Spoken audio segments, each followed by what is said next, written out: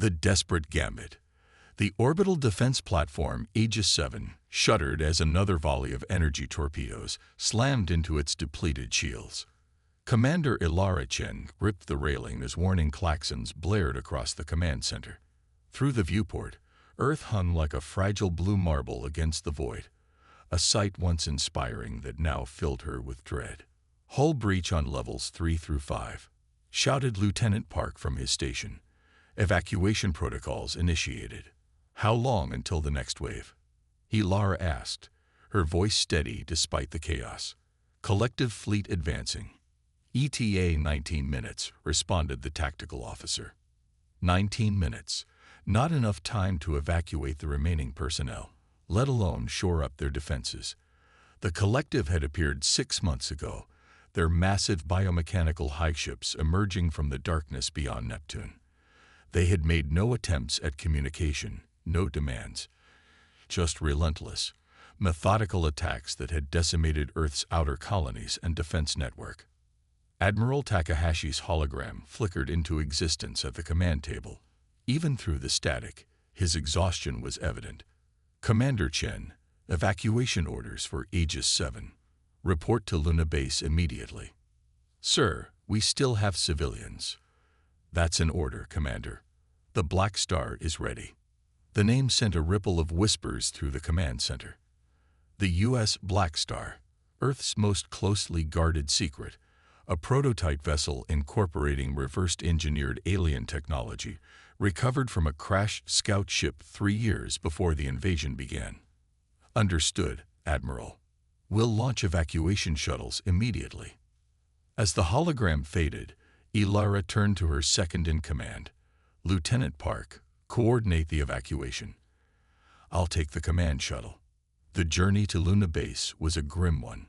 From orbit, the scars of war were visible across Earth's surface, the scorched ruins of coastal cities, the massive impact craters where collective weapons had struck. Humanity had lost nearly 1 billion lives already, with billions more at risk if the collective broke through the last line of defense. Luna Base appeared as a series of illuminated domes nestled within the Tycho crater. Unlike the sleek aesthetics of Earth's pre-war architecture, the base was a utilitarian fortress built into the lunar regolith, bristling with weapon emplacements and sensor arrays. Ilara's shuttle landed in a pressurized hangar where a security detail awaited. The lead officer, a stern-faced woman with captain's insignia, stepped forward. "Commander Chen, Captain Maya Rodriguez, follow me. Admiral Takahashi is waiting." They traversed through reinforced corridors, passing laboratories and assembly areas where technicians worked frantically on equipment. The base hummed with desperate energy, the last gasp of a civilization fighting extinction. The briefing room was crowded with high-ranking officers when they arrived. Admiral Takahashi stood before a holographic display showing the solar system, red markers indicating collective positions. "Commander Chen," he acknowledged, "I apologize for the abrupt extraction, but time is our enemy. The collective will reach Earth's orbit within 72 hours. Our conventional defenses cannot stop them." "With respect, sir," interrupted a general Ilara didn't recognize, "we should be evacuating our remaining leadership and knowledge banks to the contingency colonies in the Kuiper Belt. To hide and watch Earth burn." Takahashi's voice was sharp. "No, we still have one option." He gestured to the display, which shifted to show a sleek vessel unlike any Ilara had seen before. It resembled a predatory sea creature, with smooth curves and an iridescent black hull that seemed to drink in the light. "The USS Blackstar," Takahashi said, "our first and only phase-shift-capable warship." Ilara had heard whispers about the phase-shift technology, theoretical physics that allowed matter to exist partially in higher dimensions, potentially enabling faster-than-light travel and shields impervious to conventional weapons. But it had been purely theoretical, years away from practical application. "You've made it work?" she asked. "Partially," admitted a scientist beside Takahashi. Dr. Amara Singh, according to her nameplate. "The phase shift drive functions, but it's unstable. We've managed 6 successful test jumps within the solar system. And unsuccessful tests? Ilara questioned. Dr. Singh's expression tightened. 3 test vessels lost. The physics are unpredictable. The Blackstar is our Hail Mary, Takahashi continued. Intelligence has identified the collective's command structure, a central high ship that coordinates their assault. It remains at the edge of the solar system, protected by their armada. The display zoomed out, showing a massive vessel surrounded by hundreds of smaller ships near Pluto's orbit. Commander Chen, you're being assigned as the Blackstar's captain. Your mission is to penetrate collective defenses using the phase shift technology, destroy their command ship, and return.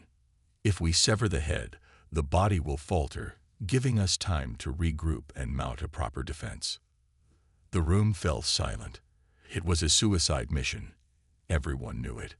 The technology was untested in combat, the enemy overwhelming, and the objective deep behind their lines. When do we depart? Ilara asked simply. 12 hours, Takahashi replied. Your crew has been selected, the best we have left. Dr. Singh will join you as Chief Science Officer to manage the phase shift systems. As the briefing concluded, Ilara found herself standing alone with Dr. Singh in front of a viewport overlooking the hangar below. There, cradled in a web of scaffolding and power conduits, rested the USS Blackstar. It's beautiful, Ilara murmured. And terrifying. Singh added, the phase shift drive draws power from quantum fluctuations in the fabric of space-time itself. We're manipulating forces we barely understand. Will it get us through the collective fleet? Singh's eyes remained fixed on the ship. In theory, yes. When fully engaged, the Blackstar exists partially outside normal space. Conventional sensors can't detect it, weapons can't target it, but maintaining the field requires immense power and precise calibrations. Too much shift, and the ship could become untethered from our reality entirely. How long can we maintain full shift? 4 minutes at maximum. After that, the system must reset or risk catastrophic failure. Ilara nodded. 4 minutes to penetrate the heaviest defenses ever encountered, reach their target, and deliver their payload. Impossible odds, but humanity had no other options. The next 12 hours passed in a blur of preparations. Ilara met her command crew, a diverse group of specialists pulled from various outposts and vessels. Lieutenant Commander Riza Karim, her XO, a tactical genius whose previous vessel had been destroyed in the Battle of Mars. Lieutenant Sophia Reyes, helm officer, whose reflexes had saved countless lives during the evacuation of Europa Station. Chief Engineer Marcus Webb, whose innovations had kept Earth's defenses functioning beyond all reasonable expectations, and 24 others. The best of the best, humanity's final hope. The Blackstar's bridge was unlike traditional command centers. Instead of distinct stations, the ship's systems integrated through a neural interface matrix, allowing for instantaneous response times and intuitive control. The crew would be mentally linked to the ship and each other during phase shift operations. The interface takes some getting used to, Dr. Singh explained as technicians calibrated Ilara's command chair. But it's necessary for phase shift navigation. Human reaction times are too slow otherwise. Any side effects I should know about? Ilara asked as electrodes were attached to her temples. Singh hesitated. The system can be intense. Some test pilots reported sensory bleed-through, shared consciousness phenomena. Nothing dangerous, just disorienting. The launch countdown began with little ceremony. Luna Base's massive hangar doors parted, revealing the starfield beyond. Earth hung in the distance, its night side twinkling with the lights of cities not yet fallen, the day side showing the blue of oceans and white of clouds that still endured despite the war. Blackstar, you are cleared for departure, came the voice of mission control. Godspeed. Acknowledged, Ilara responded. Beginning phase shift drive pre-ignition sequence. The ship hummed as power built within its experimental core. On her neural display, Ilara could feel the status of every system, the readiness of every crew member. Their anxiety, determination, and hope flowed through the interface like currents in a stream. Phase shift at 20% and holding for departure, reported Chief Engineer Webb. All systems nominal. Take us out, Lieutenant Reyes. 1/4 thrust until we clear lunar orbit. The Blackstar rose silently, its gravitational dampeners negating any sensation of movement. Only the changing view through the forward viewport indicated they were moving away from the moon's cratered surface. Setting course for the outer system, announced Reyes. Ready to engage main drives. Collective fleet positions, Ilara asked. Main force still concentrated near Earth's orbital path, reported Lieutenant Commander Karim. Minimal presence in our planned trajectory, but there's a patrol group near the Mars exclusion zone we'll need to avoid. We won't avoid them, Ilara decided. We'll test our systems. Prepare for phase shift, 15%, just enough to obscure our signature without fully shifting dimensions. The crew tensed at the order.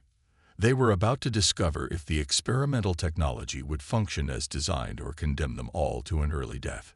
Phase shift initiation in 3, 2, 1, Dr. Singh announced. The universe changed. Colors became more vivid, then faded to monochrome before settling into subtle differences. Blues deeper, reds sharper. A humming vibration passed through the ship and crew alike, as though they were a tuning fork struck by an invisible hand. Through the interface, Ilara felt the crew's disorientation, then adjustment. The ship's sensors reported success. They existed partially out of phase with normal space, visible but distorted to conventional detection systems. Phase shift holding at 15%. Singh confirmed. All parameters within acceptable ranges. Accelerate to full thrust, Ilara ordered. Set course directly through the Mars patrol zone. The Blackstar surged forward, quickly reaching speeds no conventional Earth vessel could match. The red planet grew larger in their viewport, and with it, the signatures of 5 collective vessels sweeping the orbital debris field for human survivors. They've detected something, Karim reported, but their targeting systems can't get a lock. We're registering as background radiation. They're launching scout drones, warned Reyes. Interception course. Maintain heading, Ilara commanded. Let's see how close we can get.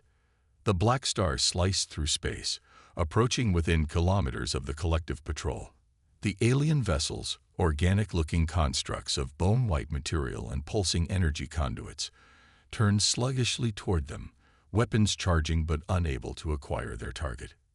Phase shift fluctuating, Singh suddenly announced, her voice tense. The proximity to their ships is causing interference patterns. They use quantum-entangled communications that are interacting with our field. The ship shuddered. Warning symbols flashed across Ilara's neural display. Shift to 20%, she ordered. Get us past them.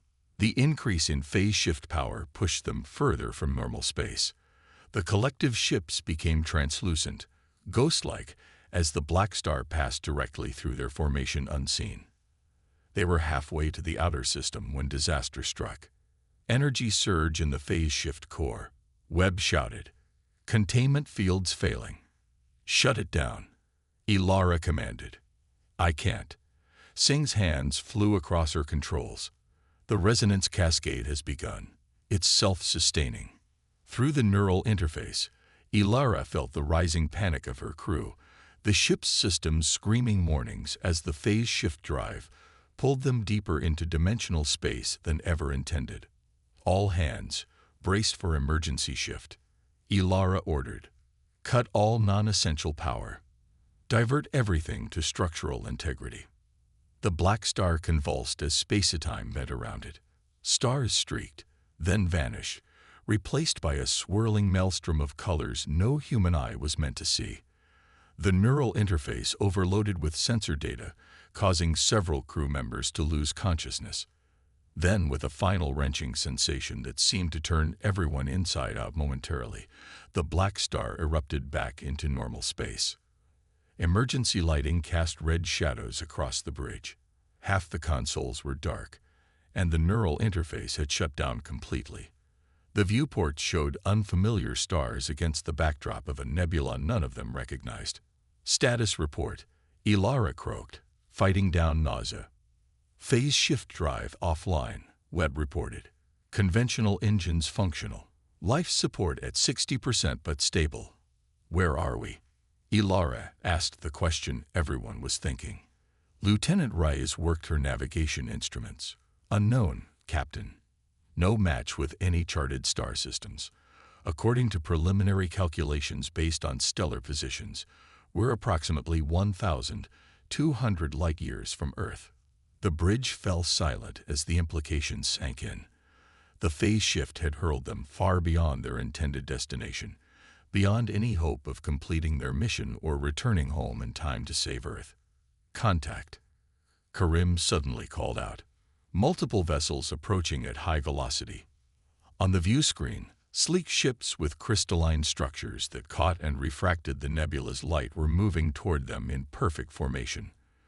Unlike the grotesque biomechanical aesthetics of the collective, these vessels displayed an elegant, almost artistic design. They're scanning us, Singh reported. Weapons status, Elara asked. Defensive systems online but phase weapons inoperable without the drive. Elara straightened in her chair. First contact with an unknown species, over 1,000 light-years from home, while Earth faced annihilation. The mission had failed before it truly began. Open a channel, she ordered. All frequencies, first contact protocols.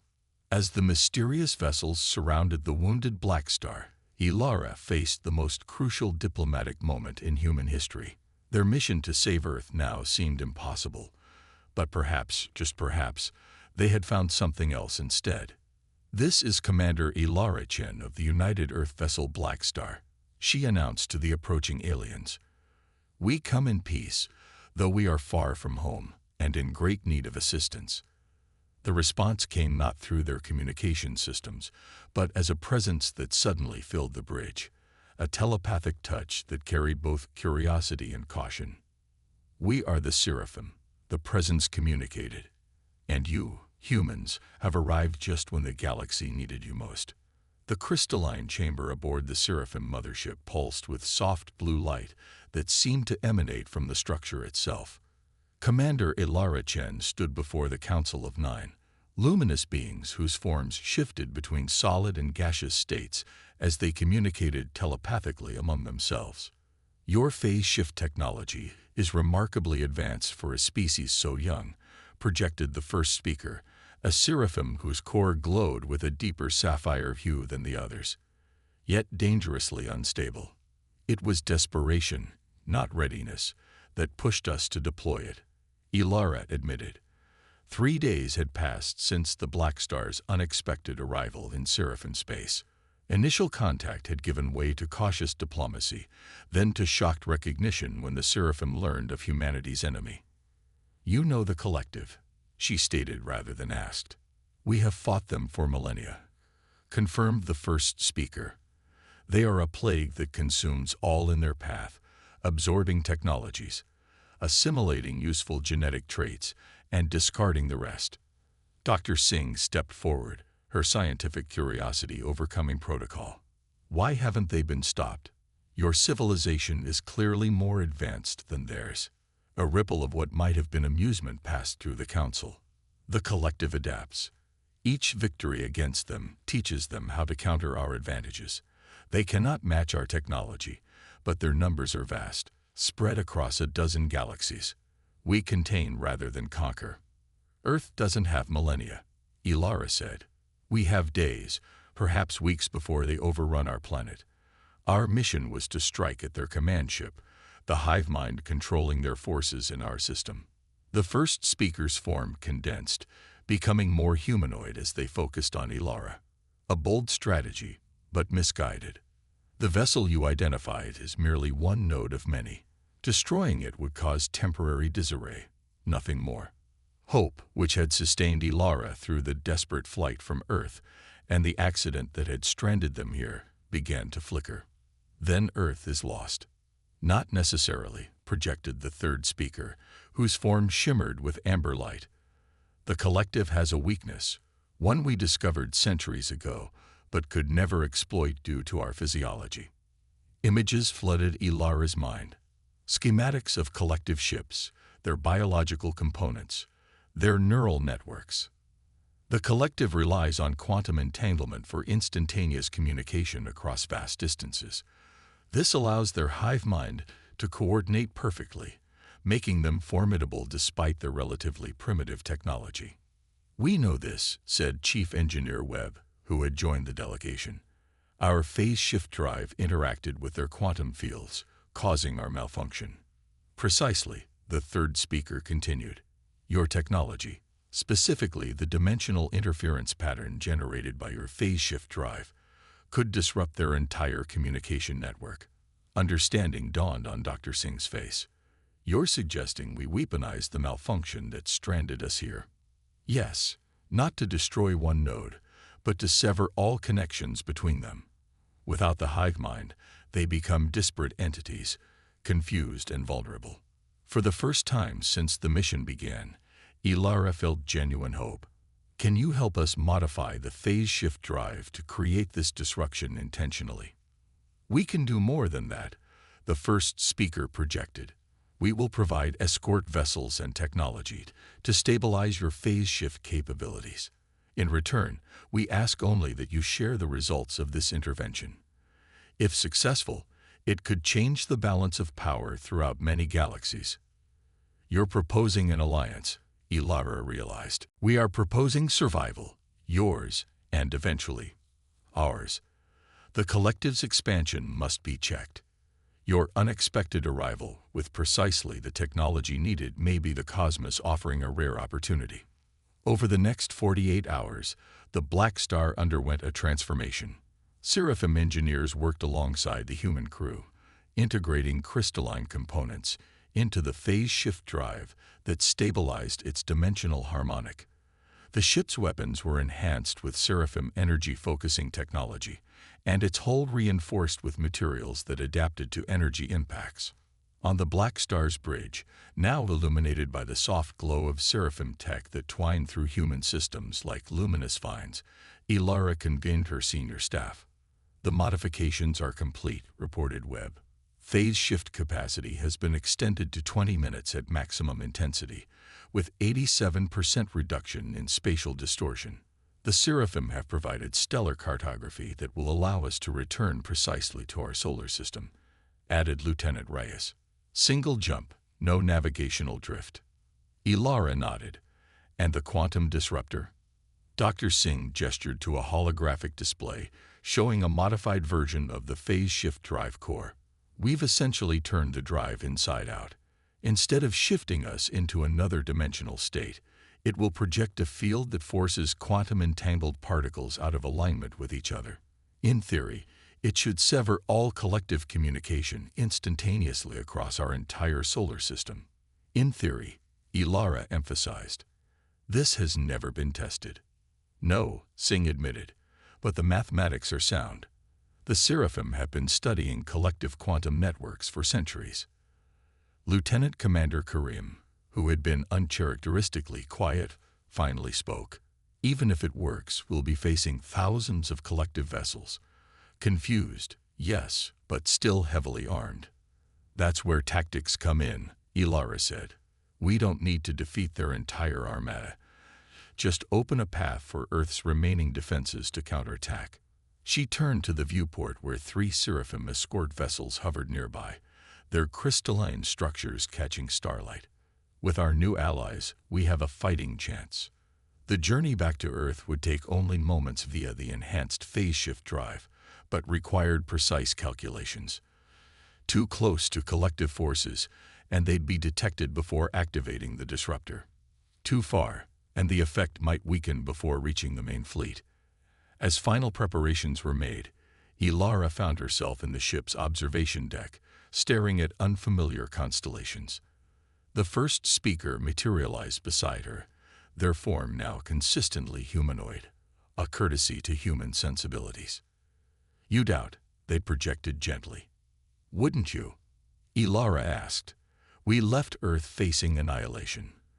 By now, the collective may have already won. Time passes differently through the dimensions.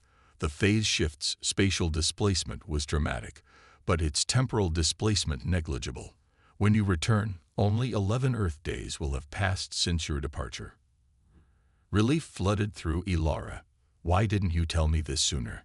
You needed to focus on the modifications, not on guilt or worry. Humans are remarkably emotional creatures. It is both your strength and your limitation. Is that why you're helping us? Scientific curiosity about emotional beings. The first speaker's form shimmered.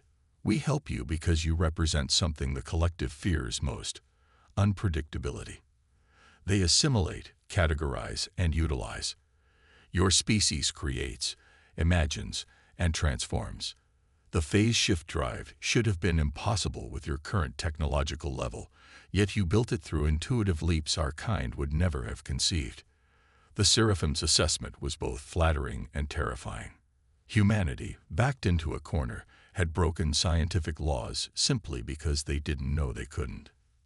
Thank you, Ilara said simply, for giving us another chance.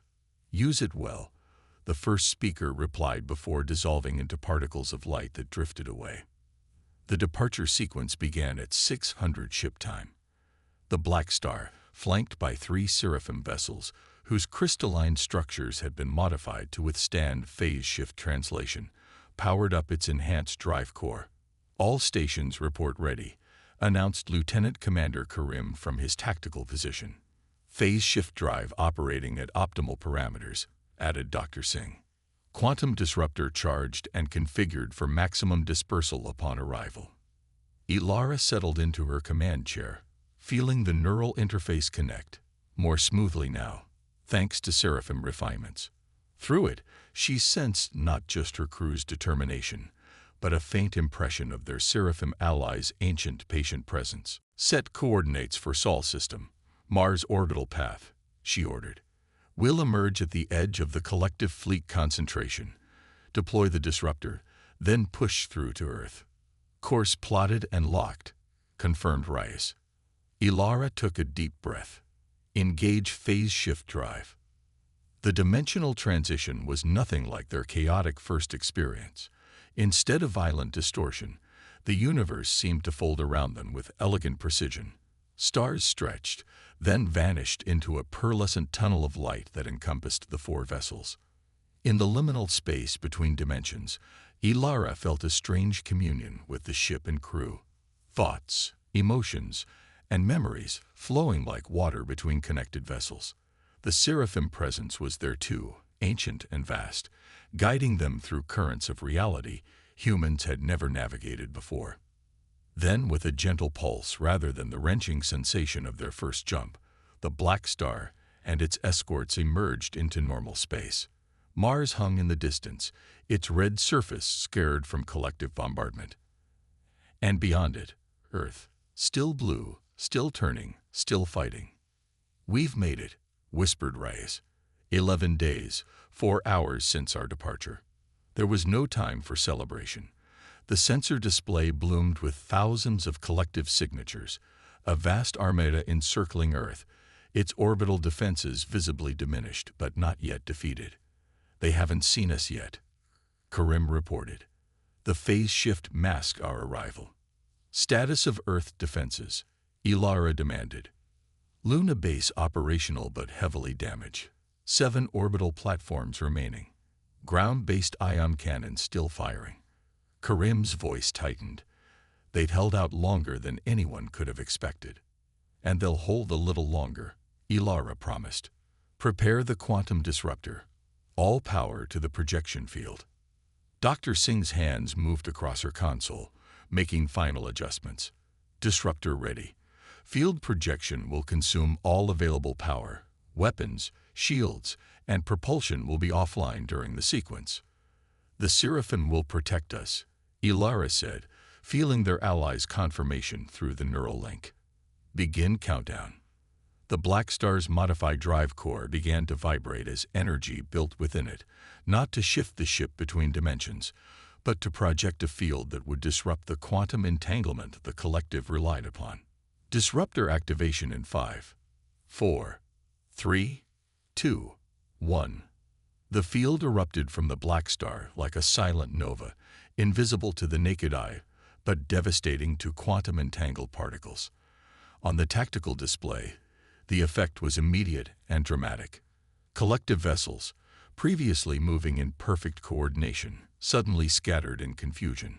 Some collided with each other, while others fired weapons erratically. "It's working," Singh exclaimed. "Quantum coherence across the collective fleet is collapsing." The Seraphim vessels moved into protective formation around the Blackstar as its systems recovered from the massive energy expenditure. Through the telepathic link they shared with the humans, they transmitted tactical data, identifying weaknesses in the now disorganized collective fleet.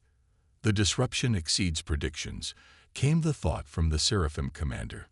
"Their neural networks are experiencing cascade failures. Now is the time to strike. All power to engines and weapons," Ilara ordered as the Blackstar's systems came back online. "Open a channel to Luna Base." After a moment of static, a haggard face appeared on the main screen. Admiral Takahashi, his uniform torn and his face smudged with soot, but very much alive. "Blackstar?" he asked incredulously. "We thought you were lost." "We found help instead," Ilara replied. "The collective fleet has been compromised, their hive mind connection severed. Launch everything you have left. We opened a window, but I don't know how long it will last." Takahashi didn't waste time with questions. "Understood. All remaining forces will converge on your position. Welcome home, Commander." The next hours were chaos, but organized chaos, with humanity and their new Seraphim allies cutting through confused collective forces. The massive hive ship that had coordinated the invasion, now isolated from its network, found itself surrounded by Earth's remaining defenders and the devastatingly advanced Seraphim vessels. On the Blackstar's bridge, Ilara directed the assault with the precision of a conductor leading an orchestra. The ship's enhanced weapons carved through collective defenses that would have been impenetrable days earlier. "Hive ship shields failing," reported Karim. "Their adaptive systems can't compensate without central coordination.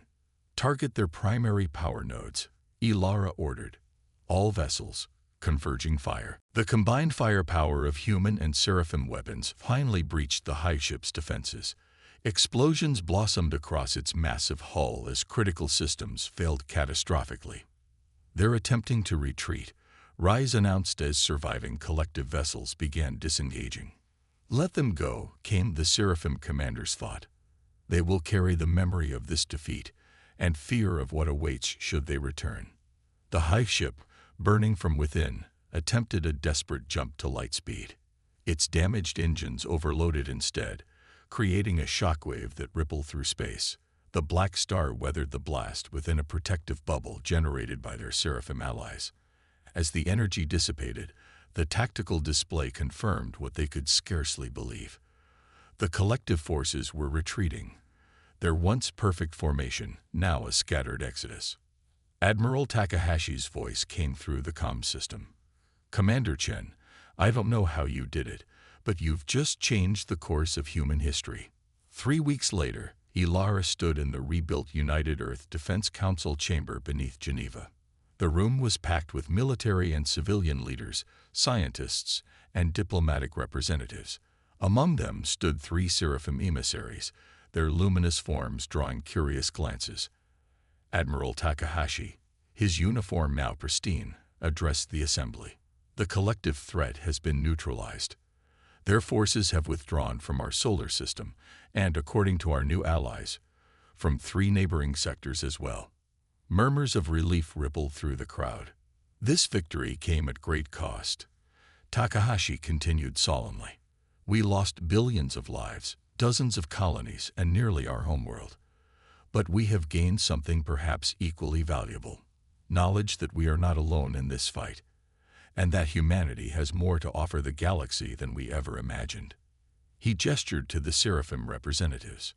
"Our alliance with the Seraphim marks the beginning of a new era. Their council has proposed integrating Earth into a defensive coalition of free worlds, species who have all faced the collective threat and survived. The first speaker moved forward, their form shimmering with blue light. Unlike in the private meetings aboard their ship, they spoke aloud, their voice resonating with harmonics that seemed to touch everyone present. For 10,000 years, the Seraphim have contained the collective, never defeating them, never falling to them. A stalemate of devastating proportions. Your species, in less than a decade of contact, has done what we could not: force them to retreat, to reconsider, to fear. The speaker's form brightened. Your phase shift technology, born of intuition rather than gradual evolution, represents the unpredictability the collective cannot counter. Together with our stability and your innovation, we may finally end their threat permanently. After the assembly, Ilara found herself on a balcony overlooking Lake Geneva. The water reflected a sunset painted in extraordinary colors, the atmosphere still affected by dust from the orbital battles. Earth would bear scars from this war for generations, but it had survived. Dr. Singh joined her, leaning against the railing. The Seraphim engineers have been studying the phase shift modifications. They believe we can create a network of quantum disruptors throughout aligned systems, a permanent defense against collective incursions. And the Blackstar? Ilara asked. Singh smiled. Being refitted as we speak. Admiral Takahashi wants it ready for deep space exploration within a month. He's recommending you retain command. Exploration, not defense. Both, actually. The Seraphim believe there are other species out there who've been fighting the collective alone. Finding them, bringing them into the alliance. That's our next mission. Ilara looked up at the darkening sky, stars becoming visible one by one. Somewhere among them, the collective was regrouping, adapting as they always did. But for the first time in their ancient history, they had met something they couldn't easily counter: human unpredictability, paired with Seraphim wisdom. Exploration, she repeated, tasting the word. After months of desperate defense and last-ditch gambits, the concept felt almost foreign. I think I'd like that. From the neural implant she still wore, now modified with Seraphim technology, she felt a gentle telepathic touch. It is only beginning, came the first speaker's thought. What humans and Seraphim will accomplish together will reshape galaxies. As night fell over a recovering Earth, Ilara Chen allowed herself to believe it. The war had taken a deadly turn when the USS Blackstar arrived in that distant Seraphim system, not just for humanity, but